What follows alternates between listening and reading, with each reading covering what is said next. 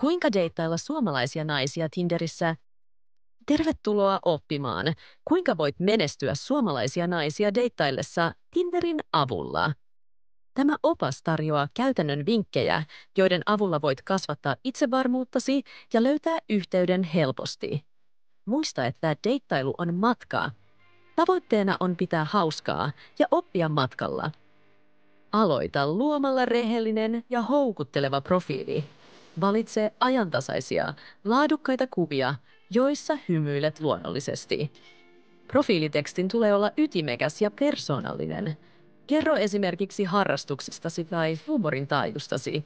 Pieni pilkahdus persoonallisuudesta voi tehdä suuren vaikutuksen. Kun saat matchin, aloita keskustelu persoonallisesti. Älä tyyty pelkkään hei, vaan viittaa hänen profiiliinsa. Huomasin, että pidät vaelluksesta, mikä on suosikkipolkusi. Tällaiset viestit osoittavat aitoa kiinnostusta ja tekevät sinusta mieleenpainuvan. Ole suora ja rehellinen omista aikeistasi, sillä suomalaiset naiset arvostavat avoimuutta.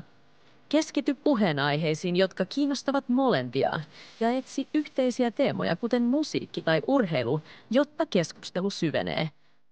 Kun aika on oikea, ehdota tapaamista esimerkiksi kahville tai kävelylle. Suomessa täsmällisyys on kunnioituksen merkki.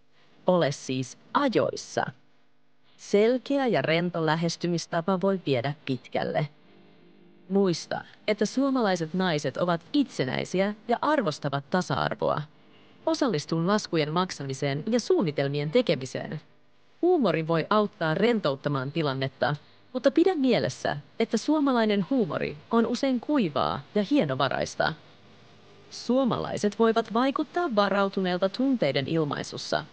Älä tulkitse hiljaisuutta kiinnostuksen puutteeksi, luottamus rakentuu ajan myötä. Ole kärsivällinen ja luo yhteyttä aidosti.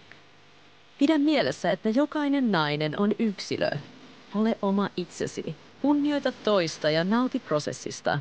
Onnistuminen syntyy aitoudesta. Onnea Tinder-deittailuun.